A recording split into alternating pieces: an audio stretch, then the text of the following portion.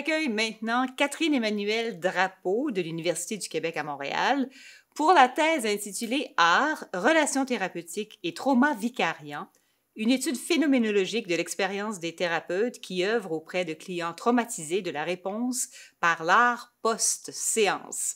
Catherine?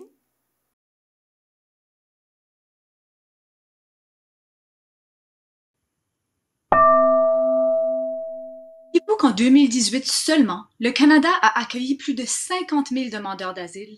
50 000. Ces 50 000 récits de guerre, de génocide, de deuil, de survie qui certes ne laisseraient personne, non plus des professionnels de la santé mentale, indifférents. Prenons le cas de Léa, qui est psychothérapeute auprès de nouveaux arrivants. Jour après jour, Léa écoute avec empathie des récits de courage et de trauma que lui confient ses clients. Et petit à petit, Léa voit le monde autour d'elle différemment qu'auparavant. Elle s'y trouve plus méfiante. Devenue psychothérapeute pour faire le bien dans le monde, elle questionne maintenant le sens de son travail. C'est comme si le tissu qui emballe les croyances de Léa envers le monde et envers elle-même s'est effrité et que ses valeurs fondamentales ont été ébranlées.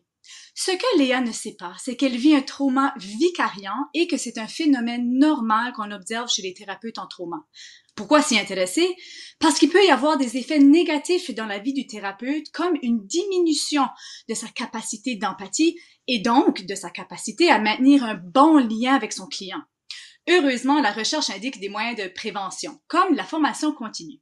Et par ailleurs, il est démontré que de s'exprimer par l'art suite à une expérience telle qu'une séance avec un client, ce qu'on nomme la réponse par l'art, peut favoriser la transformation du trauma vicariant en une expérience de croissance, par exemple. Ce que la recherche ne nous dit pas encore, c'est comment la formation continue et la réponse par l'art pourraient se rencontrer et comment cette rencontre s'inscrirait dans l'expérience de psychothérapeute comme Léa. C'est ce que, par une méthode qualitative, mon projet de thèse doctorale vise à explorer. Concrètement, cela implique 3 étapes. Premièrement, j'ai conçu un atelier de formation visant la sensibilisation au trauma vicariant et l'introduction de la réponse par l'art. J'ai formé une art-thérapeute pour l'animer et recruté 7 psychothérapeutes pour y prendre part. Deuxièmement, l'atelier a eu lieu et il a été enregistré.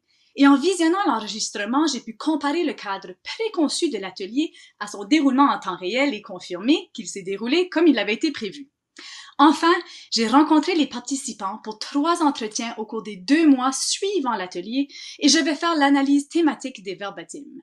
C'est-à-dire que je vais faire ressortir dans l'ensemble des propos des participants les thèmes saillants pour comprendre c'était quoi leur expérience de l'atelier et quelles en sont les retombées. Le tout va permettre de cerner des recommandations pour la formation continue et pour la pratique de la réponse par l'art pour des personnes à risque de trauma vicariant. Un effort qui est essentiel pour la préservation du bien-être de personnes qui, comme Léa, font don de soi pour le bien des autres. Merci et prenez soin de vous et de vos proches. Tout en vous méfiant du trauma vicariant. Merci beaucoup, Catherine Emmanuelle Drapeau.